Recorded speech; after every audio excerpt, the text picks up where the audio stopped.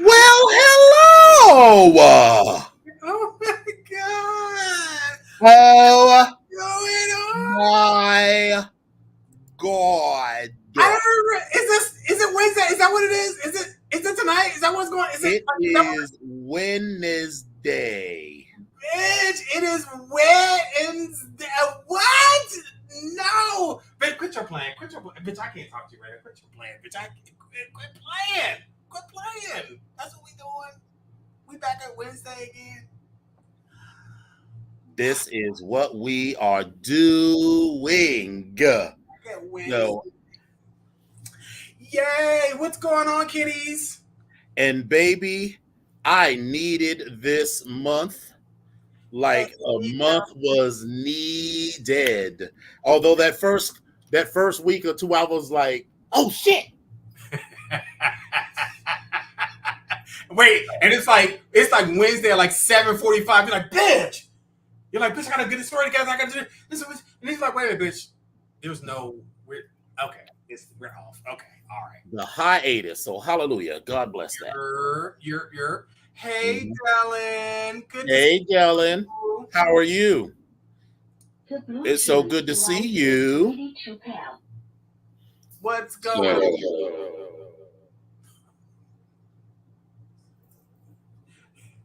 And we're back. We are back. We are Are back.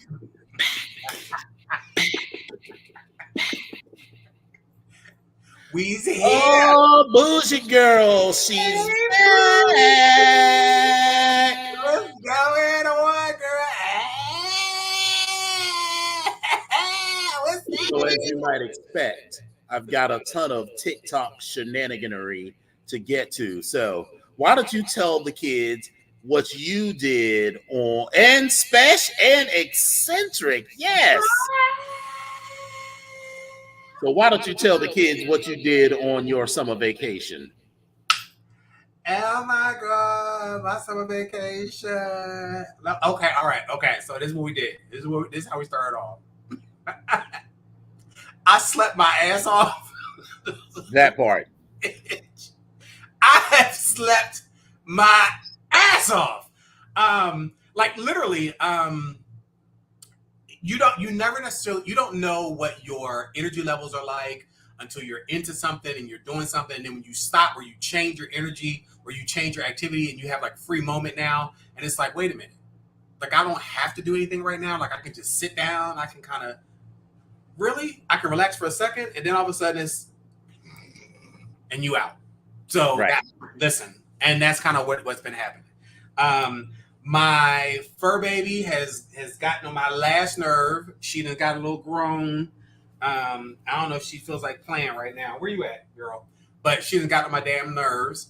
I have, like many people, when I come home, I will lay out on the couch and fall out on the couch or whatever. And a couple of evenings, like a lot of them, my ass will be falling asleep on the couch. So it just so happens that, at dark o'clock, in the dark, she wants to get the zoomies and she wants to run all around. And so what better way to run but to run the length of the couch that I'm laying on? So she'll run from my head to my toe or my toes to my head. So I'm waking up out of a dead sleep, and I'm like, because she had just ran down my body. I was like, what the? Like, all right, girl. All right. Um, let's see. But besides all that, had a good time actually really doing a lot of nothing. Had a good time spending time with just other people, hanging out, going to do stuff, taking a couple little, like day trips here, did some retail therapy a little bit. And really actually getting more in tune to the Black Degree Factory and the crap that's getting ready to go on, Mm-hmm. because we're getting ready to start a brand new year, and so there's some new policies and stuff in place and some new stuff, and so it's been. I was saying that I was holding my mouth shut for another year. I mean, for a year, and that year will be at the end of this month. Well, I kind of started opening my mouth last month, so I'm in this new space now where I'm like, "You want what? You want it when? Okay, you're asking me this at 4:57 and we close at 5. Okay, no problem. But I'm gonna give it to you. All right, no problem. Let's see. What else? What else we do? Spent some time with a couple, like I said, a couple people I haven't been hanging out with for a lot of lately. Grace hung out with the best friend up in Baltimore. Talked to the best friend and the brother and everybody. Just did a whole lot of conversations about that. Mm-hmm. So just a lot of good time. Like whatever I wanted to do at that particular point, that's what I was doing. Spent a lot of time at Home Depot. Spent a lot of time at some outlet malls, just doing different stuff and just being out and about. So for me, it was just it was being able to. The break consisted of being able to do whatever it is I needed to do, when I wanted to do it, how I wanted to do it. Didn't have to necessarily worry about Wednesday evening doing something. Get down. Mm-hmm. But all in all, it was good. It's always good to recharge your batteries. You come back a little fresh. You have a little new perspective on things. So yeah, like it was good. It was good. It was good. It was good. That was all that my summer vacation was bringing. That's all that I'm gonna talk about. What about you? How was your summer vacation? Well, I also slept a lot and did a whole lot of nothing.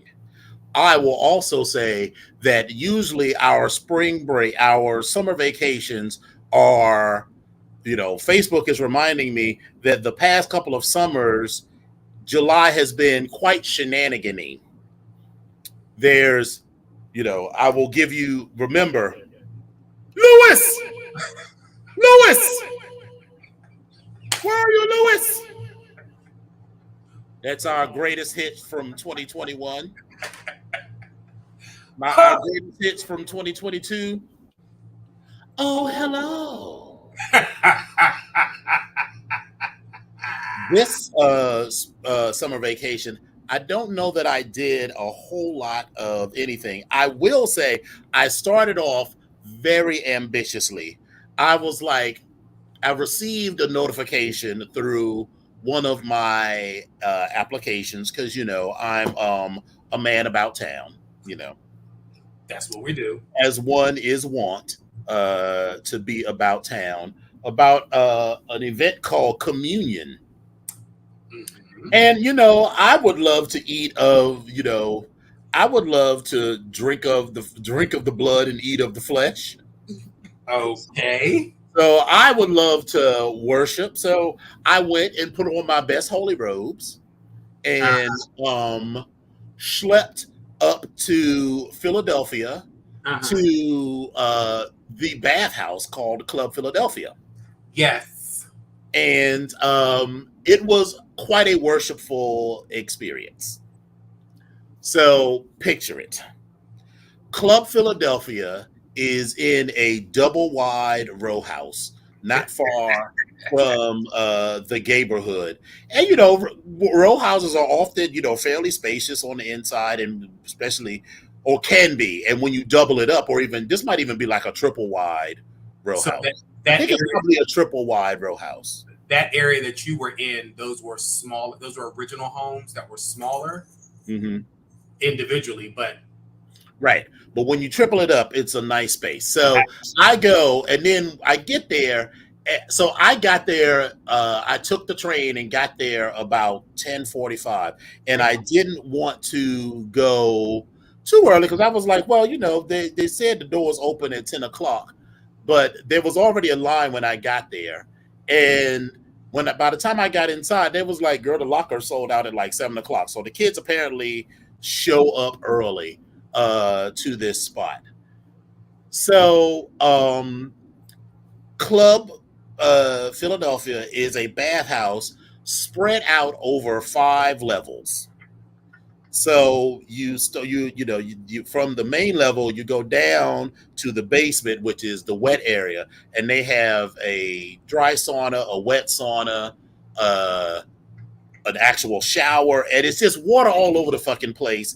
And there's like sudden steps, and just you'll be walking on this slick ass surface, and then all of a sudden it'll start on a incline and shit. So every step I was like, please, girl, don't let me bust my ass while I'm in this spot wearing only a towel. But right, so that's that. And then so you got to go up the stairs, and each staircase it's a row house. So each staircase is varying degrees of rickety with weird ass turns. All of the steps are not the same height, nor are they even level Level from side to side or width. Yep. Mm-hmm. And so I will just say I had a wonderful time. I made a few new friends. I gave several donations to willing recipients. It just makes sense. It's just common sense. I mean, come on. Exactly. I mean, it's being neighborly. What is communion? It's about family. It's about sharing. Sharing is caring. Like, I mean, come on. But bitch, I was so fucking tired, and I was like, "Why am I so tired?" Because it's not like when we go to Slammers. It's not like I fucked like 9 people like at Slammers. I did fuck like 3 or 4 people. But why was I tired? Because in order to explore the space, you got to go up and down these flights of stairs. And so I must have traipsed from all the way up and down that stairs like 7 or 8 times. So that means I climbed like 50 flights of stairs over the course of the night. And so I was like, whew, Jesus. Oh, God. Oh, Jesus. Woo.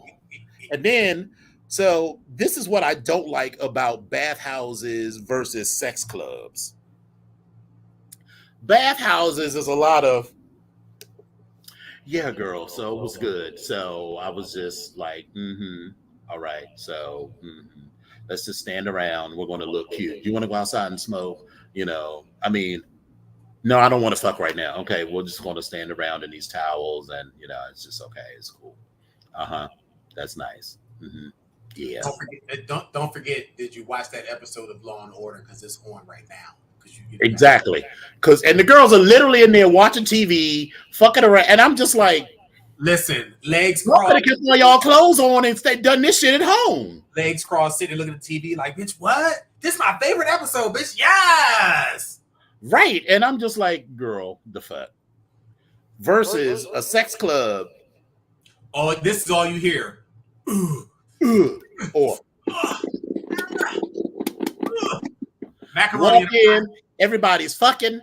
I mean, yes, they're walking around, but everyone is there with the express purpose of fucking. It's not a social spot. It is, I came here to fuck and or get fucked, and then I'm out. I will get my Whataburger or go to Denny's or go to Checkers or Rally's or Royal Farms and get my 3-piece chicken tender and then take my ass home. I'm not there to socialize and, hang out or whatever, and so that's the only reason I go to a bathhouse.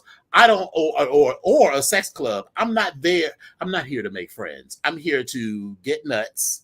And if I make a friend, it's because I had a lovely time getting a nut with you and I'd like to do more. I'm not here to exchange numbers and then talk about needlepoint and all that. If that happens, that's later and that's the side. So I will probably not be going back to Philadelphia again, mainly because I just was like, the juice was not worth the squeeze. Walking up and down them 50 flights of stairs was not worth the 3 or 4 nuts that I got. But was it fun? It was cute. It was something to do. I worked for Amtrak, so I rode the train for free. And then there's that. I knew that Buck and he came to fuck. exactly. And I had a truck, but no, I didn't. Um, but I knew that the very first train that you could get back to DC left at 4:26 in the morning. And I knew I was not, when I got there at 10 o'clock, I'm not going to be fucking until then. So I figured I would be there till like 1:30, 2 o'clock. And then I would just go back into the station, go upstairs to an office, one of the floors, go into an office and curl up on the fucking floor. I mean, like some of them have like fairly comfortable spaces, or even if I didn't curl up on the floor because the floor is hard, I could at least sit in a chair and relax or whatever. I get there and, the station is locked. And I'm like, hello. And it was raining too. Luckily, I remember my boss had said, if you're an Amtrak employee or contractor, always have your badge with you because you just never know. Luckily, I had my badge with me. And so that allowed me to get inside the station. So I wasn't at least outside in the rain. But the upper floors were locked. So I just had to sit on them hard ass benches for an hour and a half. They are legendary. Baby, it was almost as legendary as that bench at 33rd Street Station in New York City when you have to catch the path back to Jersey, and bitch, you are running down that path, down that platform, and you see that train just leaving, and it is 3:45, and you see the sign that says the next train is at 5:05. So you gotta sit there on that hard ass bench. You are various combinations of tired, full, because you probably went to midnight or TikTok diner, and high. And so now there's this rush. So there's like 5,000 people and 10 seats. So you rush to get one of those hard ass seats. And then you're like, baby, wouldn't it have been better to just lean up against this wall for an hour and a half? But yeah, so that is both legendary. So, but I did that. And so that was, sort of the only adventure that I had. Now I do plan to make up for it. Well, okay, so I guess that was an adventure, but I was like, but there was still, listen, I'm not gonna speak, I can't speak on yours, but I was like, I know on mine, like there was still some sex that went on. It was no, I'm not considering those adventures. I'm considering I have a boyfriend / slave, and so I'm not talking about that. I mean, of course, there was lots of that. Lots. Yeah. I don't. No, y'all don't hear me. I don't have that issue. Lots. But we're not here to talk about that. We're here to talk about our adventures. Right, so that was that. And other than that, it was just a lot of chilling. I started studying for the PMP credential and all of that. But I plan to make up for it this month because I just found out that we have an official trip for work purposes to Miami on Monday, August 14th. And so my work buddy, once we finished it, she was like, so Thursday to Monday or Friday to Monday? And I was like, I could go Thursday and I still might, depending on what the cost is giving, but I'm not trying to spend, $1 million on this venture. So if I stay in a hotel, I have to pay for Thursday, Friday, and Saturday. I can get my company to pay for Sunday night because we got to be there bright and early on Monday. So you can get one night in the hotel. So that's fine. And I might do that. But yeah, so you best believe if I get there on Thursday, baby, I will be drained. Friday night and Saturday night and possibly Sunday night. But why is you playing? You know you're going on Thursday night. I don't even know why you're sitting there playing. Well, I mean, why are you playing? Because even if you go on Thursday and you don't get there like in a reasonable enough time to sit down and have some time to work per se, your ass is gonna be there at least Thursday night to go do some shenanigans. Why is you playing? And Thursday is also the cute night. It's $6 Long Island iced teas that they serve in the quart mason jars like this. So I'll be like this. Off the slammers for a lot. I remember having those when we went into the Yeah, they were good and cheap though. I liked them. They were good. Yes. They were good. So actually, I think they're $8, but I mean, this is literally about this size. Well, They maybe had a like little 4 or smaller. 5 different A flavors. quart mason jar filled with what is essentially Long Island iced tea. But I mean, they add a blue curacao to one, and then they add Because it was grenadine to another or some shit. And then but a jug like this, full of rum, vodka, tequila, and gin, plus juice and some other shit for $8, sold. listen, it was a lot, but they will get you fucked up. Yeah, so I think I will probably end up going up on Thursday and then working remotely on Friday. So then that way, I could break off early. Then I will have Friday, Saturday, and Sunday to fuck around. And then Sunday, I'll check out of the Airbnb or the hotel that I'm at, then go to a hotel in Miami that Amtrak is now paying for, that will be closer to where we need to meet. And then we'll be good to go. Okay. So that was the shenanigans. Normally, half of the show was taken up with the shenanigans, but that's fine. Yeah, I mean, listen, because we did Folsom. We had right. I mean, it was a good. Well, actually, June was busy. Yeah, that was June. Yeah, I'm mixing that together. So yeah, no, that's fine. So we'll make it happen, and we eventually, next week, time next week, we will have a full Renaissance experience. Yes, to talk about. Yes, we will.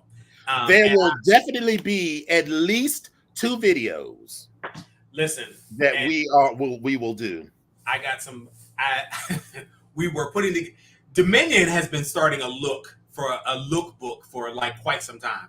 I usually just have, but the thing is, so I started the lookbook, right, and then I feel like Karen Walker a little bit. I was like, I don't have anything to wear as I pull out this whole closet, and then as I pulled out the closet, this hint of sparkle, and then I was like, because I don't wear all of like my silver reflective shiny shit normally, so it's sort of sitting in the back in the closet. But then I was like, bitch, I already had like 5 outfits, but those were for a person that was much fatter than I am now.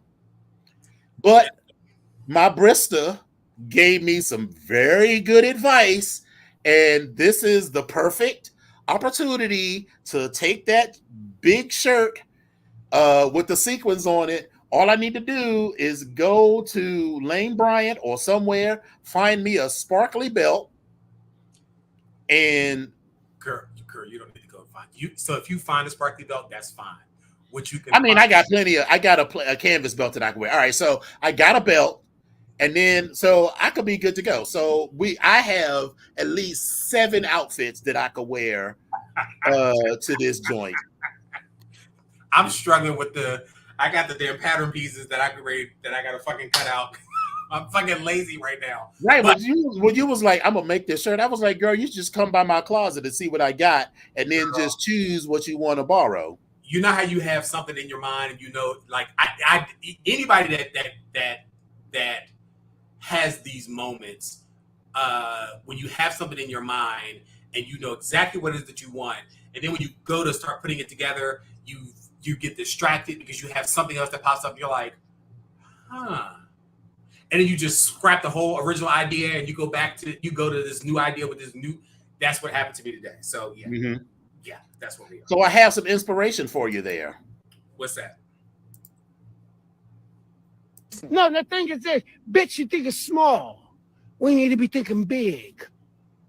You need to be thinking big, bitch. You need to be thinking big, bitch. Think big, bitch. I mean, I got to go. I can't keep giving people all this goddamn game. See? Ciao. Really? Okay. So, I mean, I've got a few of these. So now I was gonna say you're not in the camera, just so you know. No, I don't need to be. I'm just saying it's all screen. I didn't know if you were doing that. I didn't know if you knew that. I'm sorry. Go ahead. Well, we can do it like this. So then then you could see our reactions. All right. Next up. Excuse me, can I please talk to you for a minute? Sure, you look kind of familiar. Yeah, you do too. But I just wanted to know, do you know somebody named... You know his name. Oh yeah, definitely. I know his name.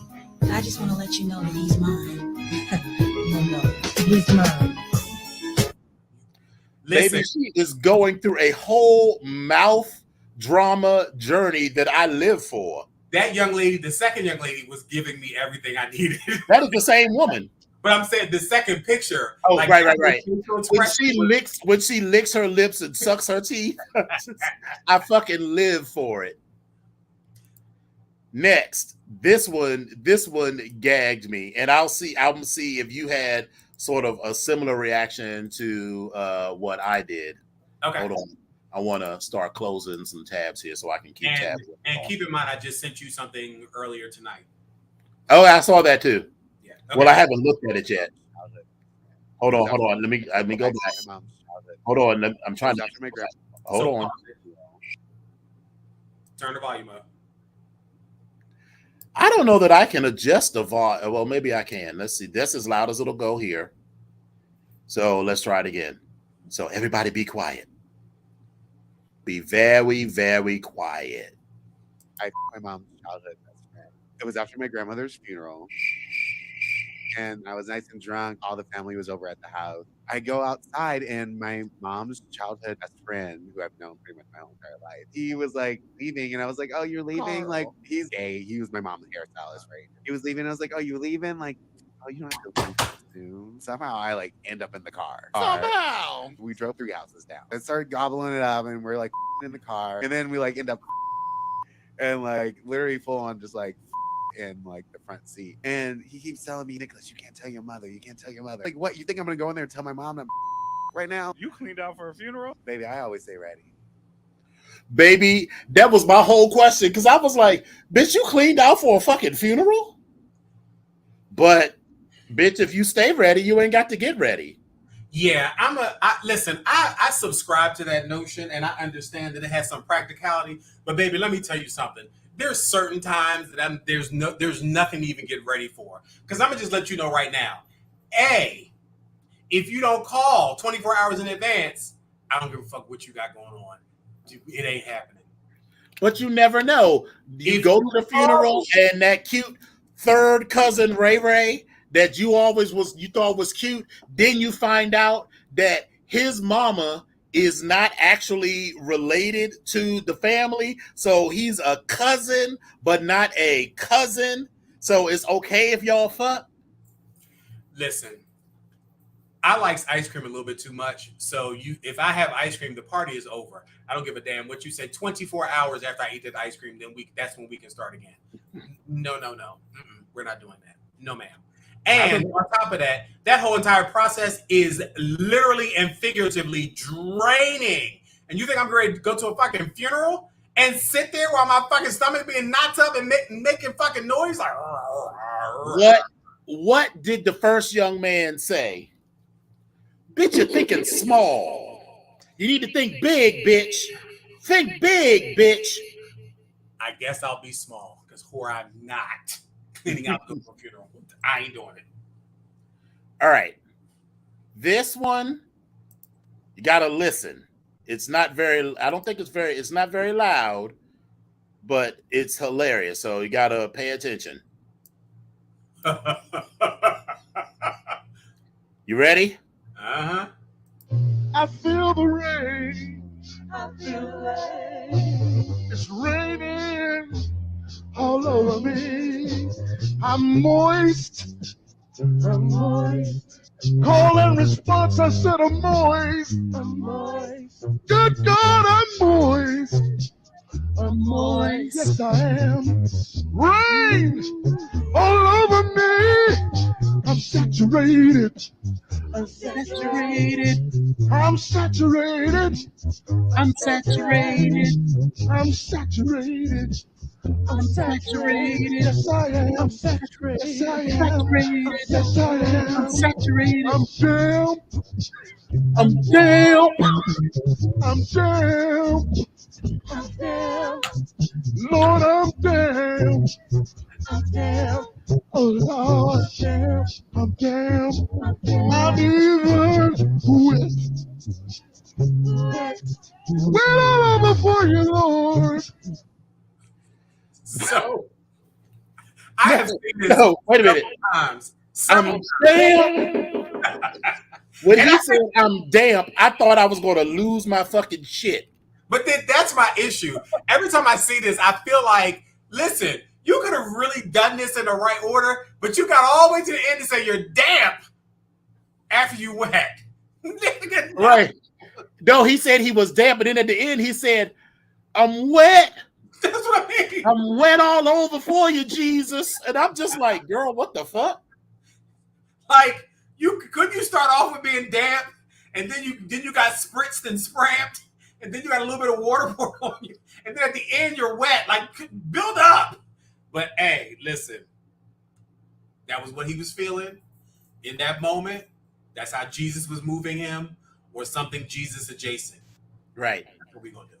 Now, there's this whole thing going around TikTok where the kids are, I think, using AI to give the characters from what is this show?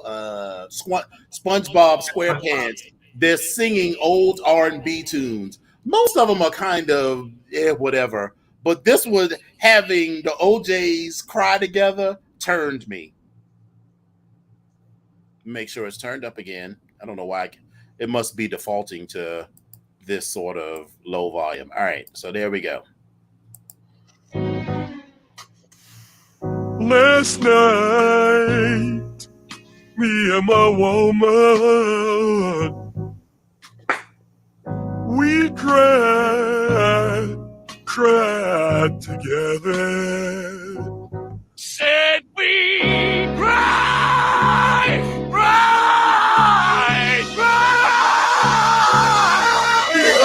together.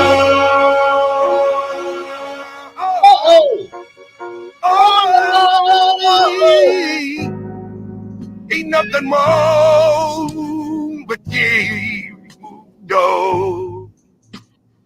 There ain't nothing more with me. We're not the only people in the world who go through ups and downs. Baby, when he said we cried,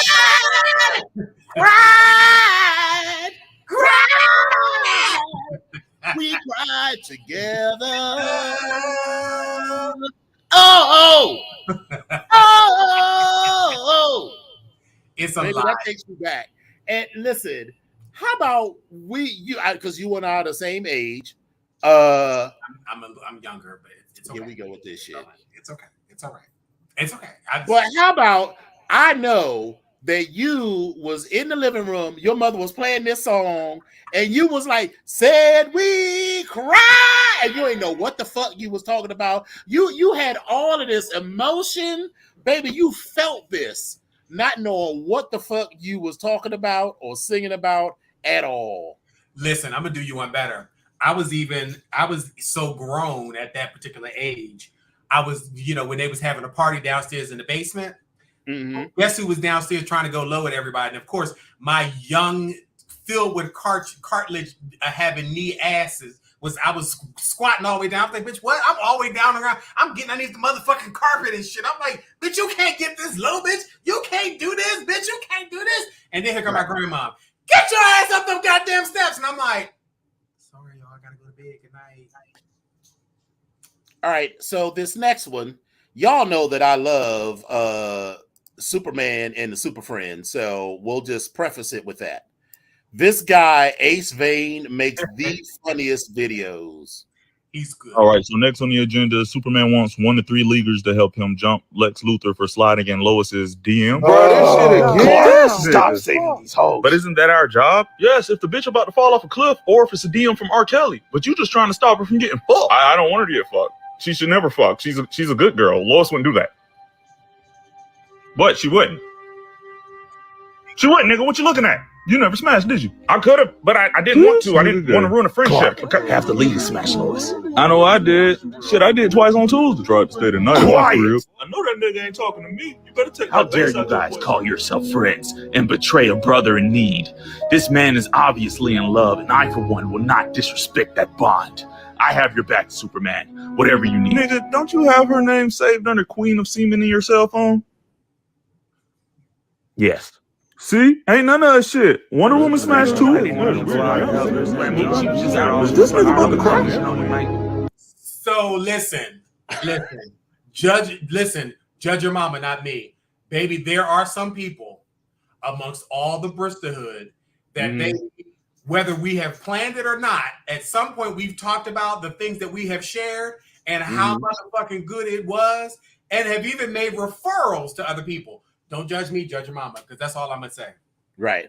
The funniest part of that video, because basically he's doing voiceover over existing stuff, was when Flash is looking at him like, "You never smashed, did you?" And he's still staring. He was just like, right. And then the second funniest part is at the end. It was like, "Shit, Wonder Woman smashed," and I was like, "Of course, Wonder Woman smashed. She live on an island of all women. The fuck you think they do?"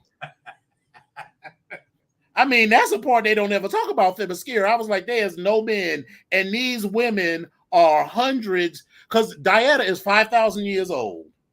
And we've seen that. Remember when they did the thing and she was in the competition? All those women was already grown. So those women were at least 5,025 years old to be around, have been around that long. And so what the fuck you think they do all day? listen, Smash. he does some good stuff. I like his videos. So this one is a bit longer. I think we'll skip this one and just talk. Well, have you seen all of this mess going around with like Jess Hilarious and T.S. Madison? Yes, and I'm glad that you brought that up because I feel like okay. Let me start from the beginning and please interject where I may be wrong, because the gist of the story or how the beef got started apparently, and like I said, please fill it or correct me as we go along. Someone said that they could not tell whether Jess Hilarious was a cisgendered woman or not. She has, I'll just say, strong features. She does have strong features.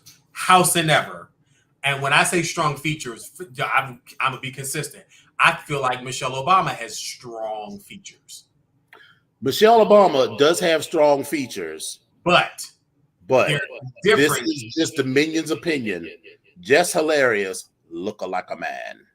I don't think that Jess Hilarious looks like. She's not. I'm being shady because she was being a cunt, and so fuck her. Well, let me. Yeah, okay. So go ahead. Honestly, I don't think she looks like a man, but also we need to stop with this idea that there's only one way to be female or feminine in appearance. Femininity, just like masculinity, all of those things exist on a spectrum. But please go ahead. And I was going to say that because the long and short of this issue is whether or not you feel that Jess has some strong features, or maybe she does not look like a cisgendered woman. And when I put in air quotes, it should have been look like.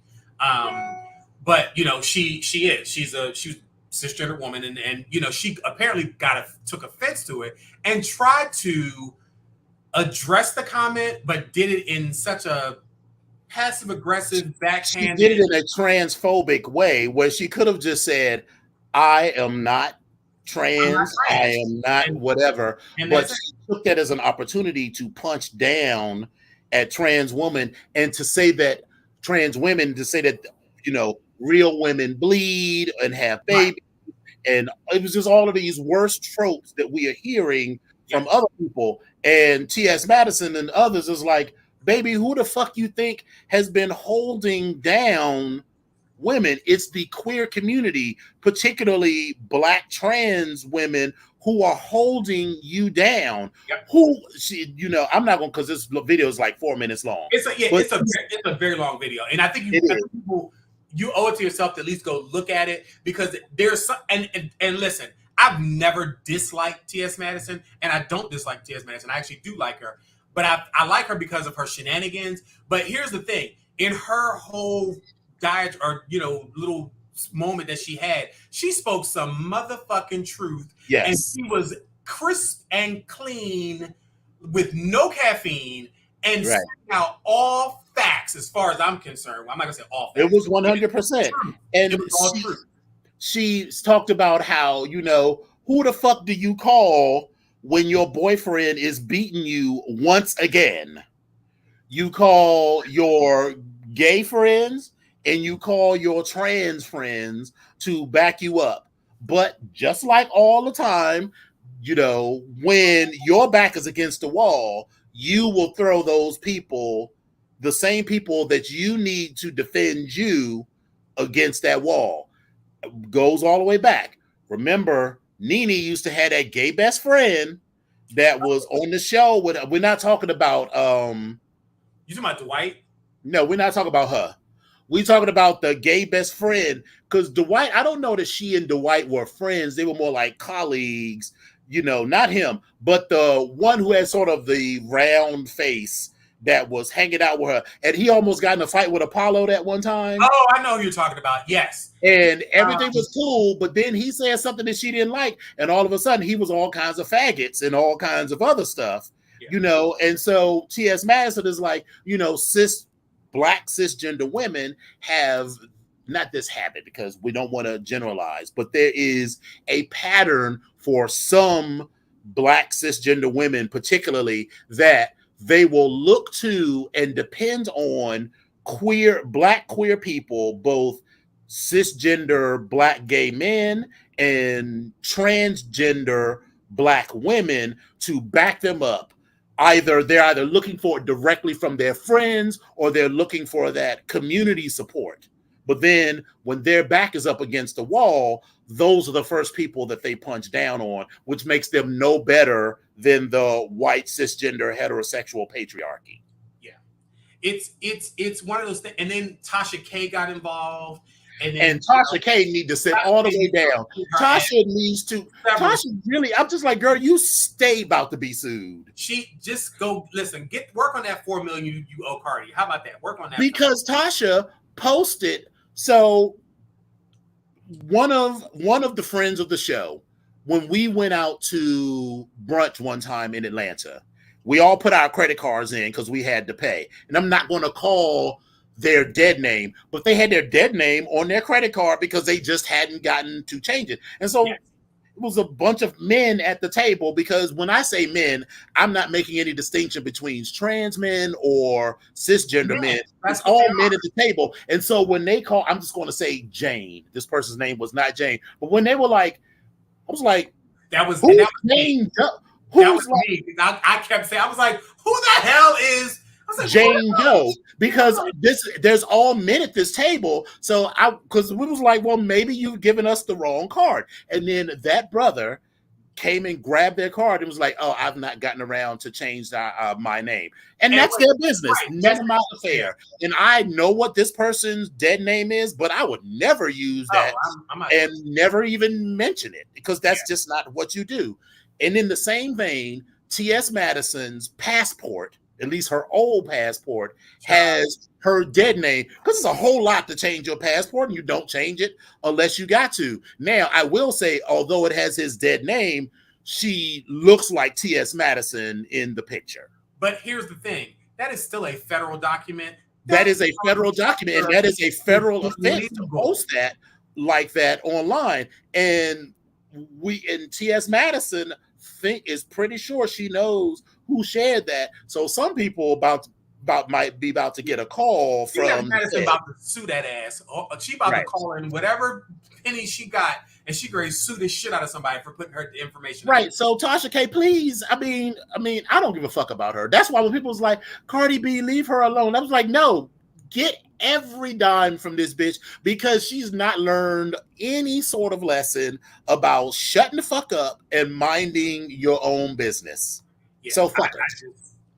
It's this whole situation is an unnecessary situation, and it really, really, really could have been avoided if people had to just shut the fuck up and just shut the fuck up and just stay out of it. Tasha K, you had no business getting involved in it, and because no one mentioned your name. Yeah, Jess Hilarious didn't have to get into it, but at least Jess Hilarious mentioned T.S. Madison in the thing, so that was just between them. Right, Tasha, you already being sued by at least one celebrity. You should just shut the fuck up. But whatever. So fuck her, fuck all of them, and you know. I'm starting, well, I already was of the opinion. I was like, girl, if you're not with me, then you're against me. And then when shit goes south for you, don't come looking for me as a black gay man to support you. Just like as a black person, like one of these days, Clarence Thomas, Candace Owens, and all these other black people are going to have what Huey on the Boondocks called their nigga wake up call, baby. And when they had that wake up call, don't come looking for me because you said you wasn't like us. So keep that same energy when, like what's happening to the black Republicans now. Now that the black Republicans in Florida are realizing that, oh, this motherfucker DeSantis is actually crazy and pushing back on him, they're being forced out of the Republican Party. And then now they want to look to people at FAMU and Bethune-Cookman to back them up. And they're looking at you like, you said you wasn't like us, so keep that same energy. But the sad part is we, as a culture, as a people, what do? Come on back. Come on back. As a culture, as an individual, I'm going to be like, I don't know you. I am going to walk over you in the street because you said you weren't part of us. But you said that, you know, because we already knew that there are black people right now that I don't like. But if something was happening to them, like if they were in the middle of some sort of a racist confrontation, I would be like, yeah, you're not going to talk about them like that. And afterwards, I'd be like, yeah, we're going to go back to hating each other. But for this moment, we're together. But if Clarence Thomas, and I don't really want this to happen to him, but let's say he is on the wrong side of a police altercation, and I see that shit on the side of the road, I'm be like,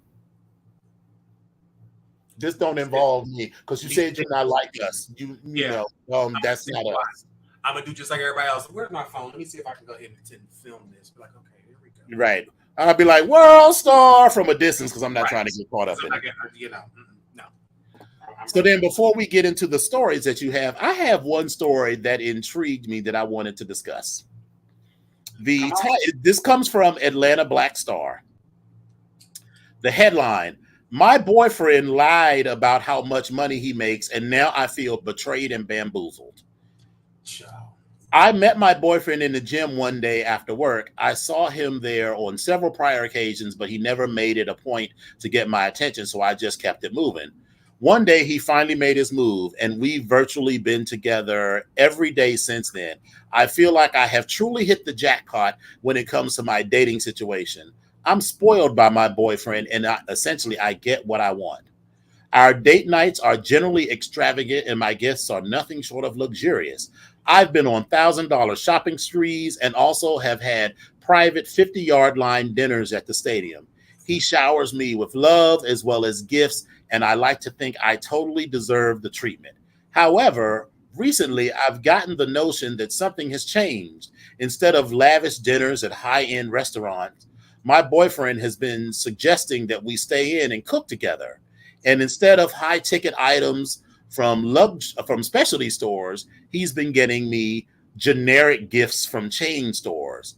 I confronted him about what I believe to be attempts to save his coins, and he came completely clean.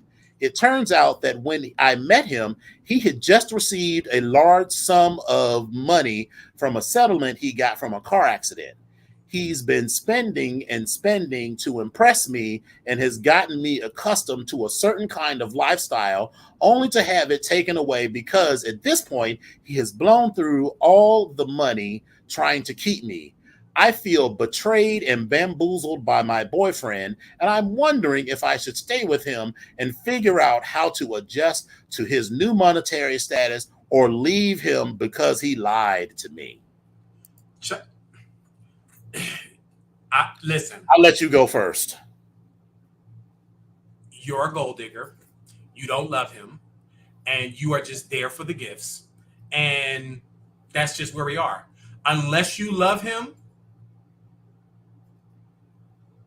your well is dry at this point, so there's no reason for you to stay. So at least be honest enough and woman enough to say that, you know what, yeah, I gotta go. I don't want to do this anymore. But from what you're telling me, you don't like this man. From what I heard, you don't like this man. You ain't in love with this man. You just there for the gifts. That's just my opinion. That's where I'm at. First of all, so let me start with the headline. My boyfriend lied about how much money he makes, and now I feel betrayed and bamboozled. That's not what you said in the article. He didn't lie about how much money he makes. He just stopped spending as much money on you. That's different. Also, you are I saw this thing talking about this man. So this is a bit of a digression, but the man was saying that he doesn't like the fact that his girlfriend got a raise. She's making like $70,000 and is on tap to get a raise to $100,000. And his problem is that the person who owns the company where she works at is her ex-boyfriend. And the woman was like, see, you over here in girlfriend, boyfriend land. That's a husband request. And even then, it's still kind of a fucked up request because who was like, yeah, baby, I don't want you to take this $30,000 raise because I'm jealous and insecure. But you are making boyfriend requests. Similarly, that's just your boyfriend. And if he stops spending money on you, technically nothing about your life has changed. You are still making the same amount of money that you were making in your life. You just don't have the extra disposable income that you had before. And you're not even married to this man. So I could see if you all had gone into this, had gotten married, he had all of this money and bought this house and made the first couple of payments. And this shit is now on both of y'all's names. And then he tells you, baby, I don't have no more money. Now your situation is fucked up because of him. But girl, you are just, okay, girl. And the fact it's just like, oh, he doesn't buy me gifts from Louis Vuitton anymore. He's buying me something, a little charm bracelet from Annie's.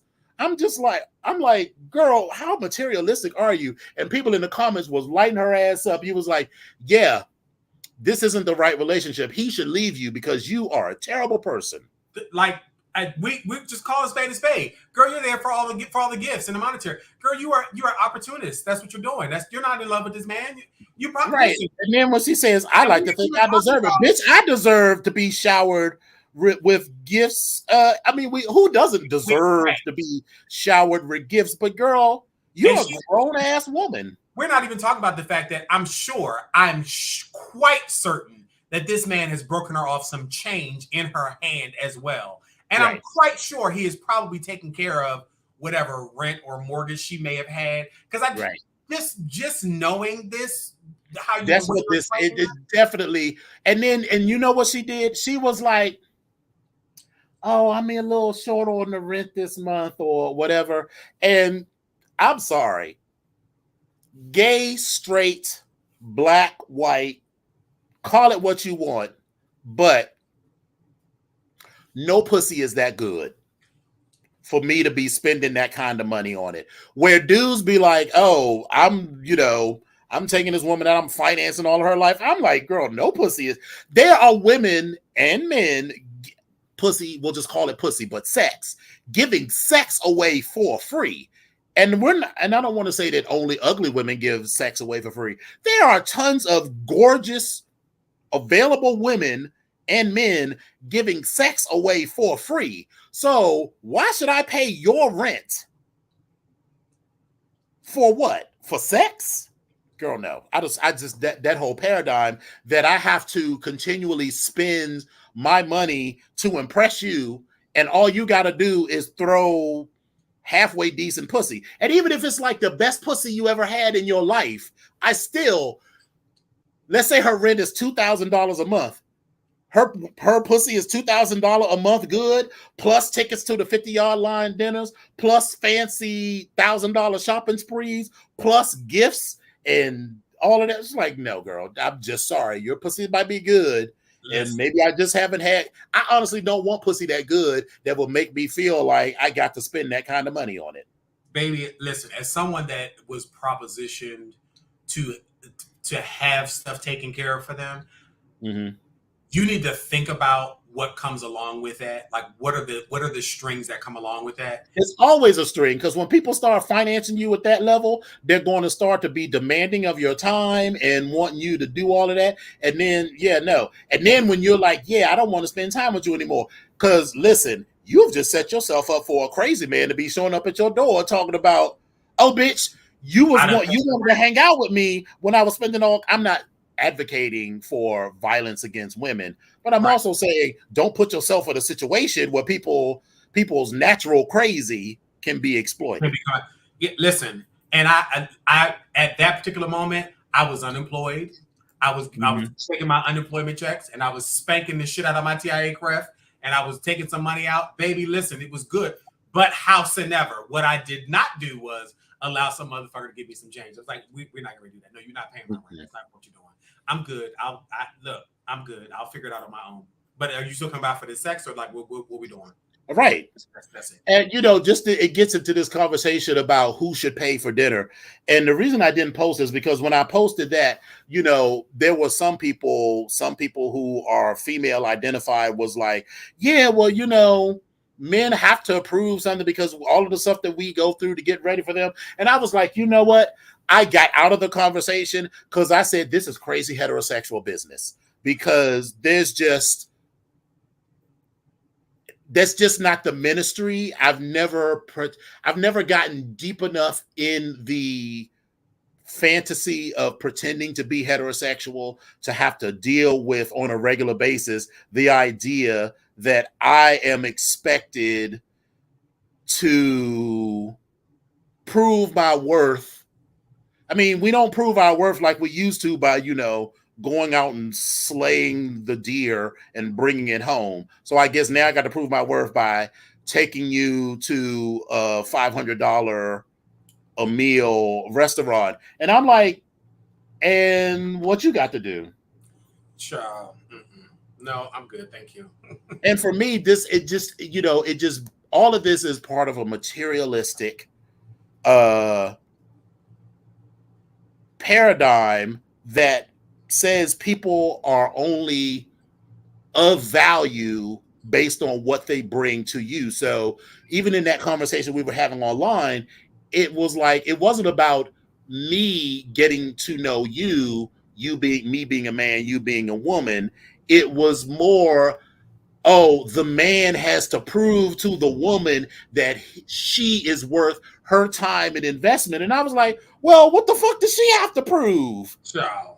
I mean, isn't this, because I was like, call it me crazy, but I thought dating was about going out and getting to know somebody and determining if you want to spend more time with that, not impressing people. That's why, like, I used to have female friends, like when we would go out, because I'm in this coeducational fraternity, right?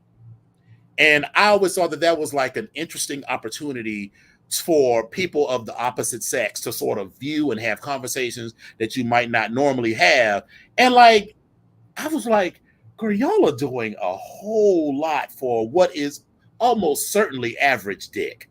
So I'm like, why are you all putting out this much effort? And Spesh says heterosexuals are fascinating. They're really struggling and don't even like each other.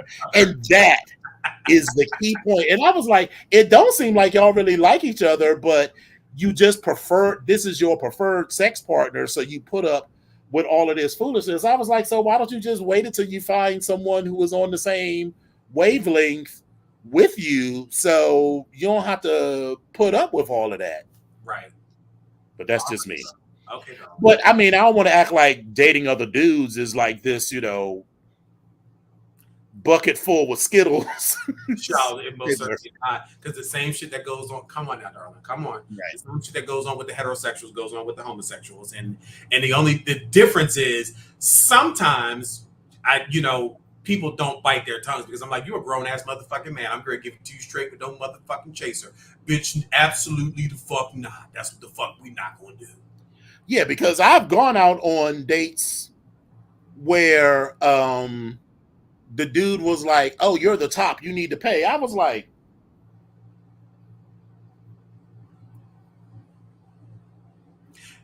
I'll be right back. I'm gonna run to the bathroom real quick. I've never run out on the bill. I have no. I didn't say I was gonna run out on the bill. I would go pay my portion and then roll the fuck out. That's what I would do. I had these 4 things on this menu. I cannot pay for those. Thank you so much. Right. And then that person goes. This was before the age of blocking, because the phones just operated differently then. But I was like, yeah, I'm not calling this person back. And I was like, so because I'm the penetrative partner, I have to pay for everything? Yeah, girl, no, that's not how that works. You are a grown ass man, and there's no scenario. If I like you, then I might pay for dinner as a sign of affection, right? But not because I am obligated. I'm obligated to do because shit. of my sexual role in the bedroom. All I'm obligated to do is stay black and die. What the fuck? Right. Stay black, pay taxes, and die. What the fuck? So yeah. So let's get into these stories that you had. Yes, indeed. So listen, a lot has gone on over the past month, and we already know that there's always some good stuff that goes on, but then there's also some bad stuff that goes on. And this particular story, it kind of touched me because it was old, it was new at the same time. As a kid, I loved watching this particular show that came on, and I thought this person was an absolute funny person.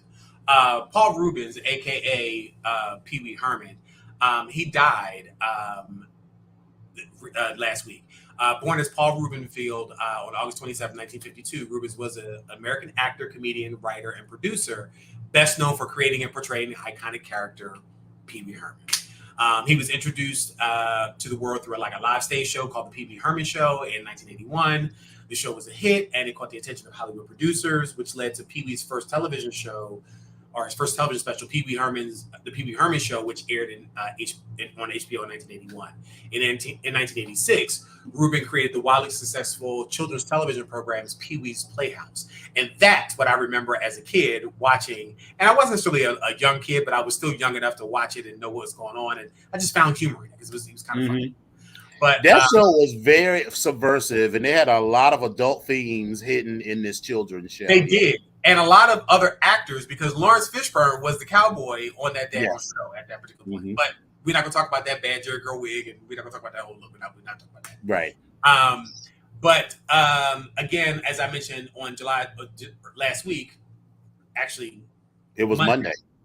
July 31st, this world was left saddened by the news that he had died because he died of cancer. Some of his thoughts when asked about his career and how he became famous, along with some of his highlights and low moments. He said, I probably have become more infamous from 2 misdemeanors than probably anyone I could think of. This is what he told NBC News one time. He said, and when Stone Phillips asked him what he was thinking in 1991, which is the incident where he got arrested, or one of the incidents where he got arrested, he said, well, obviously I wasn't thinking. I wasn't thinking to myself, you're a children's show host. Your show is still on television. I wasn't making those lists. I felt like they were insinuating well, I was sitting in, a darkened movie theater in my Pee Wee Herman suit. Right. So Phillips responded and said, but you had to know that being caught in a place like that, being a children's entertainer would lead to everything getting blown up. And then he responded and said, I guess I did have to know that, but yet there I was. I mean, it didn't seem like a crime to me. It didn't seem like anyone's business but my own. So I feel like I need to go back and look at that, because if he was in a porno theater, what was he doing that was wrong? I mean, yeah, he got arrested for masturbation, but is that wrong in a porno theater? What was the issue? Well, when you're in the theater, showing the movie is not illegal. Public indecency, because you're inside the theater, that's what he probably got arrested on. And if that person that he decided to do it with, if there was a proposition of some money, which I don't remember if there was or not. I thought he was just in the theater jerking off, and I guess they said this is a raid or something. Well, and yes, but again, that part I don't remember what I was. Either way, everyone acting like, ooh, people jerk off in an adult theater. What? I mean, what? It's new to me. I just thought everybody went in there just to fuck. But I mean, okay. Right, because honestly, that is, if anything, I'm like, well, girl, if you just wanted to jerk off, then you could have just rented a video. Because in 1991, I can verify and validate that there were a ton of video, even rental video services that would allow you to rent videos through the mail. You gave them your credit card number. You would say, these are the videos I want. They would send them to you. You had like a month to watch them. And then they send you like a prepaid envelope. And then if you didn't send them girls back, they would just charge you for the cost of the video. So you could do all of that in the privacy of your home. It was Netflix for porn long before there was actually Netflix. So if all you wanted to do was jerk off to some porn, and also it was the fact that it was gay porn. I also feel like it was that. Or that he was in a adult male theater. If he had been watching like straight porn, I feel like it would have been like more like, that Pee Wee Herman, So I'm gonna stay a little puzzled on that, but I will also say that West Coast Video Paul Rubens was gay. Yes, but West Coast. I was gonna also bring to this. West Coast Video also had an adult room, and that was a whole reason why I got the daggone West Coast Video card, so I can go in the adult room because I was limited to 3 videos at a time because I didn't give them a credit card. So and I went in there one time and made a mistake and rented with my mom's credit card, and I forgot to take that bitch back. And they would have the call list. They would have a 3-day list, a 5-day list, and a 7-day list. Baby, I was on that 3-day list because my video was 3 days late, and my mother was on the phone. And I'll never forget. I woke up that Saturday morning knowing they were already late, and I was like, I gotta get to them. Plus, they charge you late fee and everything else. And I was like, child, I'll get to them. I'll take it back when I take it back. Well, baby, I heard my mom on the phone. She was like, yeah, girl, blah, blah, blah. Hold on, there's somebody calling. Hello? Yes. Black Workout 26. What the fuck is that? She was like, I didn't rent any movies. Which ones are you talking about? What are they called? Who? What? Pumping Black Iron? Yeah! I was like, shit. Son of a bitch. And so then, after all of that, because she's still on the phone with the person from West Coast Video, she's like, what the fuck is this? So again, she gets back on the phone. Yes, they will be back today. He will be bringing them back. Thank you so much. Okay, bye. I was like, okay. Once she finished that, then she did this. Girl, guess who just called me? I was like, girl, do you have to tell everybody that's what we're doing? That's what we're doing. That is what we're doing. Mm-hmm. Well, you belong to West Coast Video. I think there was a West Coast Video in Tallahassee, but I was a member of every video store in the city of Tallahassee. And, I would be like, which one am I going to hit today? And then, so like when I would have like a free Friday, like an easy evening, I didn't have like schoolwork or fraternity stuff or whatever, I would be like, okay, so I'm gonna hit all 5 of these video stores and have a spankathon this whole weekend where I rented videos from one of these stores. And then, Sunday, you watch all these videos Friday night and Saturday night, and then you return them all on Sunday. Because your last night already in college. Yeah, your last night of having those videos is going back and watching the best scenes from each one of those DVDs. You're like, oh, exactly. All right, okay, yeah, all right, this is good. Okay. All right, here we go. Okay, yeah. All right. I just feel, I mean, at the time, I was too young and not as, sort of politically mature as I am now. And I was scandalized like everybody else. But then I was like, okay, yeah, he's gay. I mean, who is shocked by that? Is anybody shocked by that? But now I also am like, yeah, we made a big deal out of what was essentially nothing. A gay man went into a legal business, You know, again, But this they is made it sound like he was in his Pee Wee Herman suit, or that he was sitting in a public park, you know, masturbating, Same you thing with know. Campbell. Yeah, but Tevin Campbell was in a public park. He was I thought he was at a video store as well. Maybe, but I seem to recall he 100% got caught for public indecency because he was, you know, outside jerking off in, I don't know, Runyon Canyon or some shit like that in LA. And I think that, but okay, and like I said, I think that's where the indecency, the arrest came in, with the public indecency, even with Pee Wee as well. So I will say this: I will research both of them and let you guys know in the next show. That's what I will do. Mm-hmm. So, but I'm sorry, you were going to say something else. I'm sorry. No, I'm done. So listen, this is another story that kind of that has been making the rounds, and it is sad. And for me, it brings me back to some of my younger days. A 28-year-old professional dancer was stabbed to death at a Brooklyn gas station Saturday night in an incident that police were investigating as a homophobic hate crime. O'Shea Sibley and his friends stopped to fuel up at a mobile gas station on Coney Island in Midwood around 11 p.m. on their way home after a day at the beach. The group was playing Beyonce's Renaissance album and dancing. They were voguing to the song. According to a video posted by one of the witnesses on Facebook, because they saw them, they looked at that video. Now, surveillance video from the gas station shows they were shirtless in their bathing suits on a sweltering night. And according to an employee of the gas station at that particular place, their last name is Ula. He says that Sibley and his friends were approached by a group of men who claimed the flamboyant behavior offended their Muslim faith. And so Ula said that these people were like Muslim, and I don't want you dancing, Ula said in a phone interview on Monday. He said the initial instigators were friends of a man who worked at a nearby smoke shop and frequently comes by the gas station to use the restroom. He says the gay people were not trying to fight. He said the smoke shop kid and his friends started this. He said, and then he said when the fight escalated, he stepped in and he said there's just no point in fighting, and he was trying to tell the group that. He said just leave. So the surveillance video from outside the store captured another heated verbal exchange between the two groups. And Sibley, who was a tall gentleman wearing pink swim trunks, stands by his buddies as they argue with the other men. Now, after a few minutes, Sibley and his friends turned to head back to their white sedan, but one of the men in the other group begins filming with his phone, prompting Sibley and two of his friends to come back to the front of the store and to continue the confrontation.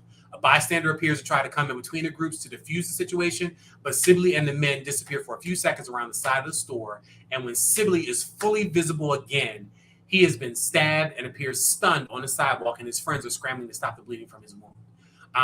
On one of the friends who posted a Facebook Live video on Sunday, the day after the incident, he said they killed O'Shea. He said they killed my brother right in front of me. He said I'm covered in his blood, and it was just really sad.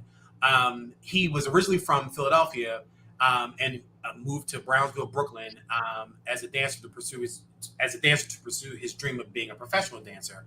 He publicly identified as gay, joining an all-queer dance crew organized by choreographer Kemar Jewell for a 2020 project called Vogue for Black Lives Matters. Jewell told the Daily News that Sibley was a versatile artist who had a passion for using his dance skills for LGBTQ advocacy. Kemar, I remember in Philadelphia several times. And this young man, while I don't know this young man, the story that is outside of what's written in this article is basically a bunch of friends that stopped at a gas station and music was playing and they were voguing. So I cannot tell you how many times I have been with my crew and we have had a night of whatever. And baby, when a beat hits, that's what the fuck we do. Like that's just, so it touched me in such a way that it made me realize that this could have been me. It could have been Desmond. It could have been Eric. It could have been Christina. It could have been, it could have been Dominion. It could have been anybody, because I've been in these places and I've done these things. And I've had these moments at, in gas stations and a convenience store where I'm arguing with people because they don't like what the fuck is going on. I've even had physical altercations at a motherfucking Kogo's in Shadyside in Pittsburgh about some bullshit.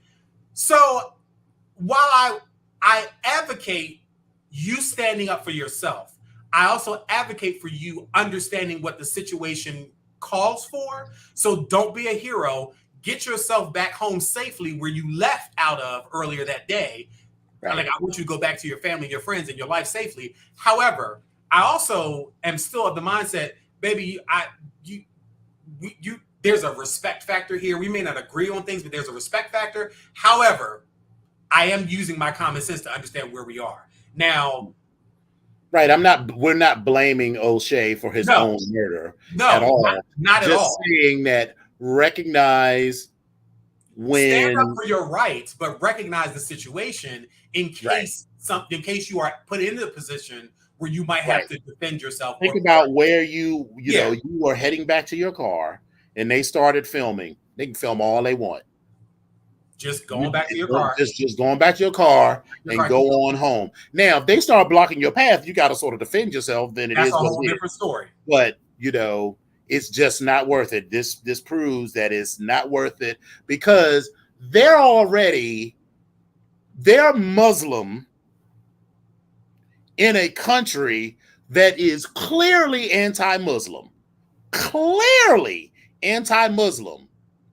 and yet they have the audacity to say that something about you offends them and you should change it. So them as a minority, marginalized group had the audacity to tell another marginalized minority group that they needed to change something about themselves because they didn't appreciate it. So all of that whole logic and all of that was already fucked up. So just get yourself out of these situations. And I know people tend to forget that gay men are still men. All that testosterone is still there. It may have found other outlets. You may not be necessarily running around, you know, whatever. But once you get to a certain age, you realize that, listen, I can't run all the time. And you got to fight sometimes. But I need you to think, when do you need to fight? And maybe this was not that opportunity. So, again, not blaming O'Shea because he did what they thought they needed to do at the moment. But we are lucky enough to still be here, and we can counsel the next O'Shea to be like, listen, if people start talking shit, as long as they keep it verbal and they stay on their side and you have an out to get away without being hurt, take that out. Because at some point, things are going to start to snowball, and then you will reach a point of no return, and there are things that can't be come back from.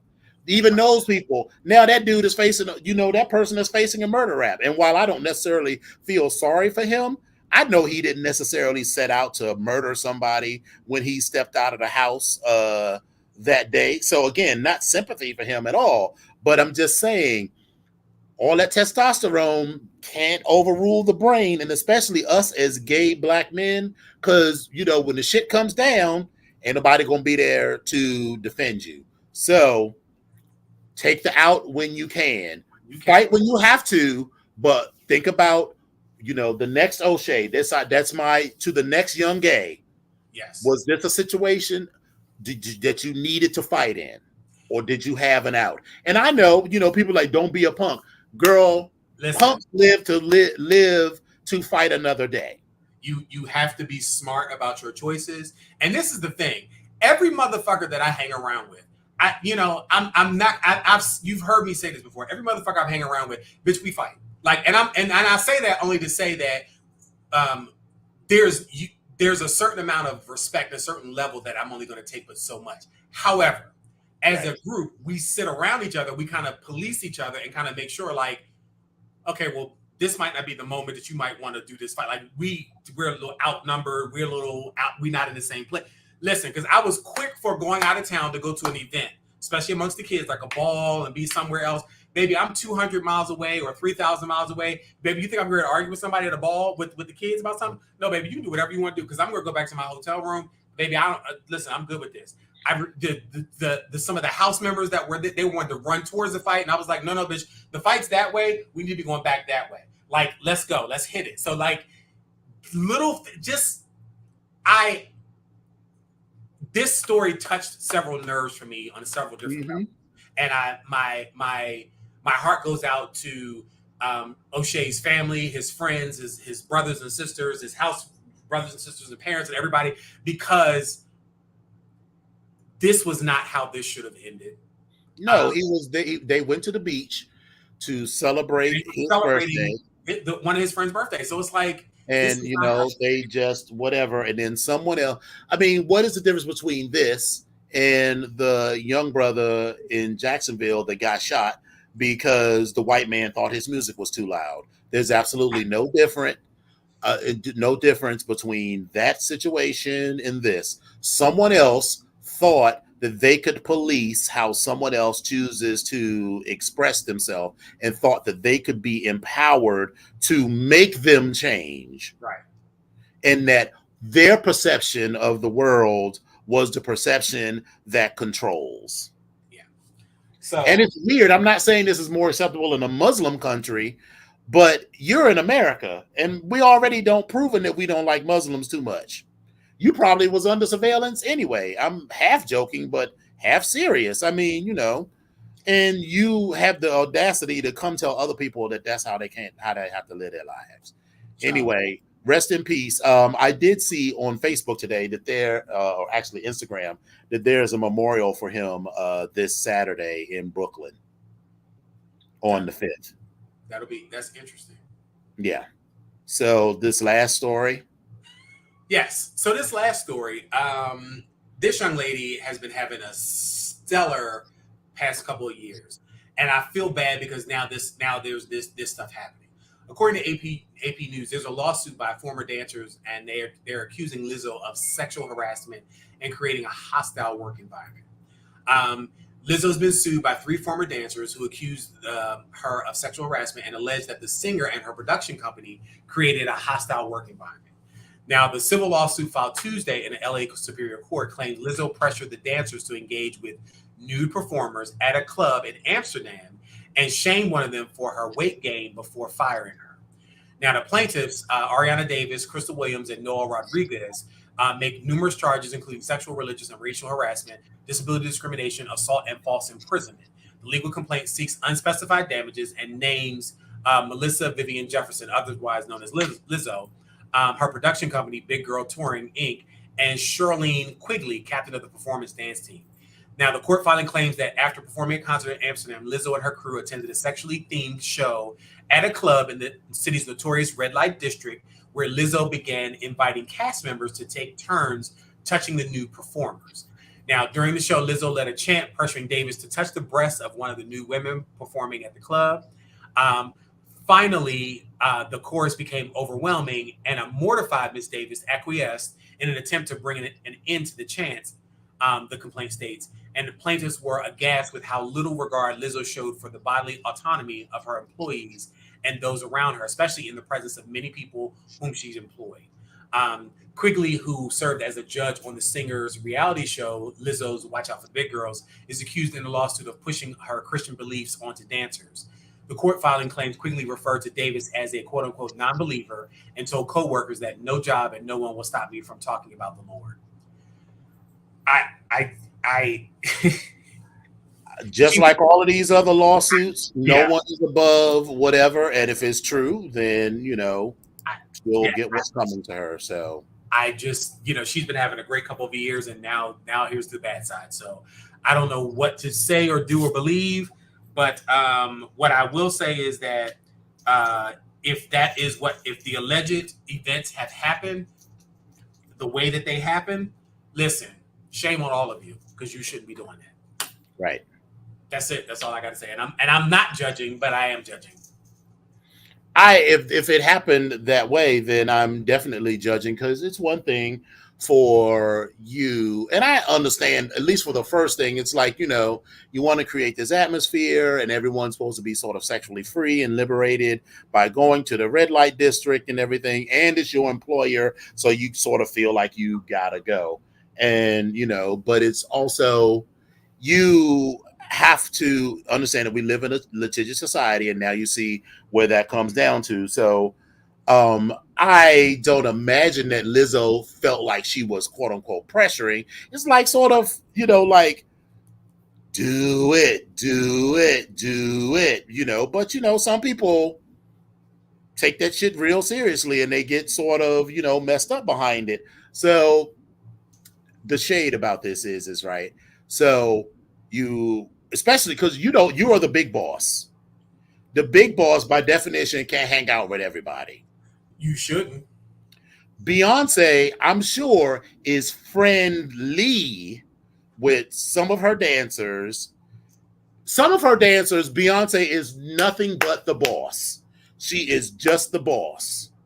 There are probably at least two circles above that. There are dancers and people who are part of the team with whom Beyonce is friendly. Then there is a small inner circle group of whom Beyonce is friends, and even those friends understand that she is still Beyonce. And that would be like Ashley, the dance captain. Right. But even Ashley understands, where her lane is and how far you go. And so Lizzo needs to understand that you can't just be inviting all of the kids out, because all of the kids ain't down with the program. And she will say, but they came. Well, they came because you're the boss. So the thing is, don't invite people that ain't down with the program. Listen, that's where we at. Because so here's the thing, none of them hoes live in Amsterdam, right?